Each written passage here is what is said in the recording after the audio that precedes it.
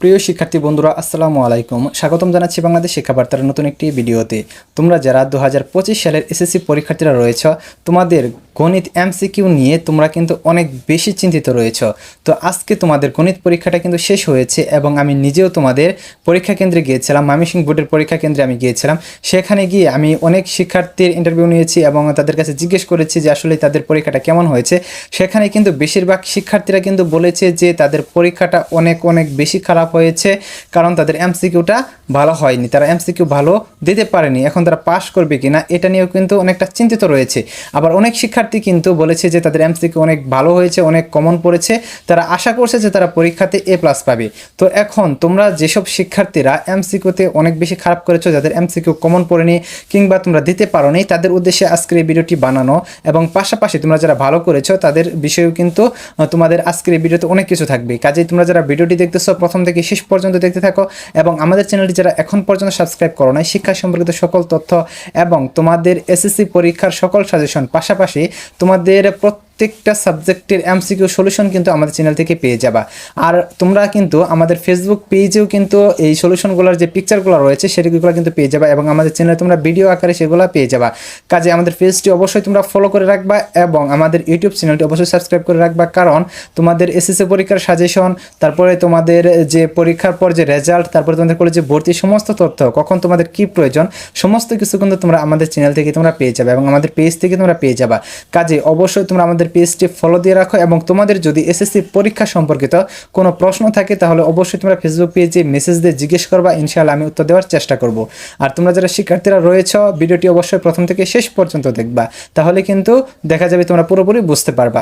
So আসো আমরা মূল বিষয়ে চলে আসি। তো তার আগে আরেকটা কথা বলে নিই যে আমাদের ফেসবুক পেজের লিঙ্ক কিন্তু এই ভিডিও ডেসক্রিপশন বক্সে দেওয়া থাকবে, তোমরা সেখানেও ক্লিক করে নিতে পারো। পাশাপাশি প্রথম কমেন্টে কিন্তু পিন করে দেওয়া থাকবে আমাদের পেজের লিঙ্কটা, তো সেখানে তোমরা ক্লিক করে পেজটি ফলো করে দিতে পারো। এবং যেহেতু শিক্ষামূলক পেজ, সেজন্য কিন্তু সেখানে তোমাদের কিন্তু অবশ্যই উপকার হবে এবং তোমাদের জন্য দরকারি সমস্ত কিছু কিন্তু আপলোড করা হবে।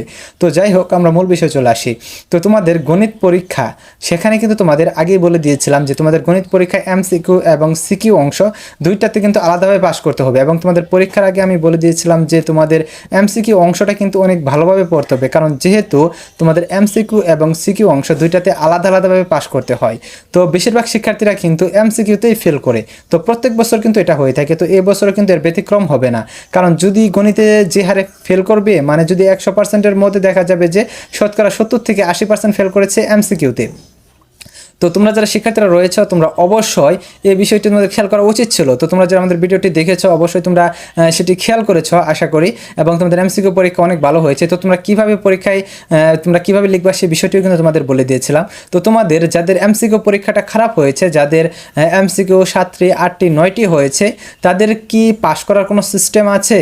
না। তোমাদের যদি এরকম হয়ে থাকে যে তোমাদের এমসিকিউ 5টি হয়েছে, 6টি হয়েছে বা 8টি হয়েছে, 9টি হয়েছে, সেক্ষেত্রে কিন্তু তোমাদের পাস করার কোনো সিস্টেম নেই। তোমরা যদি গণিতে যদি তোমরা 70-এর মধ্যে যদি 60 নাম্বার পাও বা 70-এর মধ্যে যদি 70 নাম্বারও পাও লিখিত এবং এমসিকিউতে যদি তোমরা 30-এর মধ্যে 9 নাম্বার পাও, মানে যেহেতু তোমাদের 10-এ পাস, সেখানে কিন্তু তোমাদের পাস করিয়ে দেওয়া হবে না।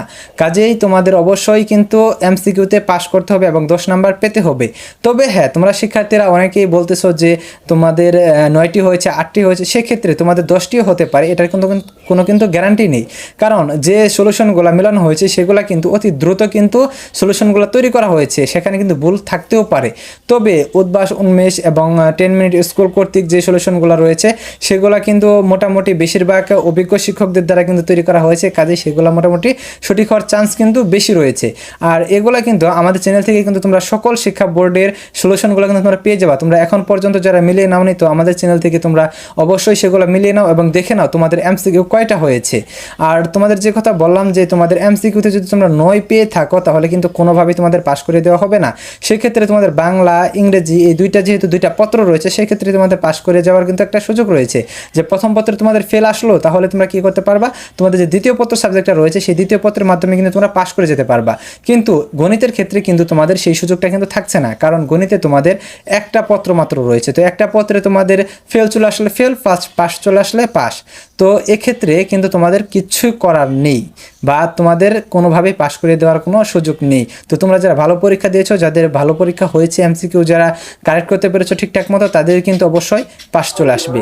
তো যাই হোক, তোমরা যারা শিক্ষার্থী রয়েছে, তোমাদের যাদের এ প্লাস পাওয়ার সম্ভাবনা যে বিষয়টা রয়েছে, যে তোমরা যদি 70 নাম্বার মধ্যে তোমরা 60 নাম্বার পাও, সেক্ষেত্রে কিন্তু তোমাদের এ প্লাস পাওয়ার সম্ভাবনাটা অনেক বেশি থাকে। কিন্তু তোমাদের এমসিকিউতে কিন্তু অবশ্যই ভালো করতে হবে। তোমরা যদি এমসিকিউতে ভালো করতে না পারো, তাহলে কিন্তু তোমাদের এ প্লাসটা চলে আসবে না। তো এই বিষয়টি তোমাদের অবশ্যই খেয়াল রাখতে হবে যে তোমাদের অনেক ক্ষেত্রে দেখা যায় যে তোমরা 79 নাম্বার পাও, কিন্তু তোমাদের 80 নাম্বার দিয়ে দেওয়া হয় না। সেক্ষেত্রে আসলে শিক্ষার্থীদের সাথে যে এরকম করা হয়, সেক্ষেত্রে শিক্ষার্থীরা কিন্তু টিচারদের গালাগালি করে যে একটা নাম্বার দিলে কি হতো, আমাকে এ প্লাস পাইয়ে দিলে কি হতো, এরকম করে কিন্তু গালাগালি করে। কিন্তু আসলে শিক্ষার্থীদের এটা জানা উচিত যে কিভাবে শিক্ষার্থীদের যে খাতাগুলো সেগুলো দেখা হয়। তো তোমরা জানো যে তোমাদের এমসিকিউ খাতা যেটা রয়েছে সেটা কিন্তু ওএমআর মেশিনের মাধ্যমে দেখা হয়। তো ওএমআর মেশিন কিন্তু তোমাদের একটা নাম্বার বাড়িয়েও দিতে পারবে না, একটা নাম্বার কমেও দিতে পারবে না, যেটা কারেক্ট সেটাই দিবে। আর টিচারদের সাথে যেহেতু তোমাদের লিখিত অংশ যে খাতাটা থাকে সেটা যেহেতু টিচাররা দেখে থাকে, সেক্ষেত্রে কিন্তু তোমরা যদি একটা নাম্বার কম পাও, সেক্ষেত্রে টিচার কী করতে পারে, তোমাদের একটা নাম্বার বা দুইটা নাম্বার বাড়িয়ে দেওয়ার চেষ্টা করে যে বাড়িয়ে দিয়ে তোমাদের পাস করে দেওয়া যায় কি না। তো তোমাদের লিখিতয়ে যদি তোমরা 23 নাম্বারে কম পাও, 22 নাম্বার পাবো, 21 নাম্বার পাও, সেক্ষেত্রে সেই টিচার কিন্তু খুঁজবে, পুরো খাতা খুঁজে দেখবে যে তোমাদের 1 নাম্বার বা 2 নাম্বার দিয়ে তোমাদের পাস করিয়ে দেওয়ার কোনো সুযোগ আছে কি না। সেই বিষয়টি কিন্তু টিচাররা কিন্তু অবশ্যই চেষ্টা করে।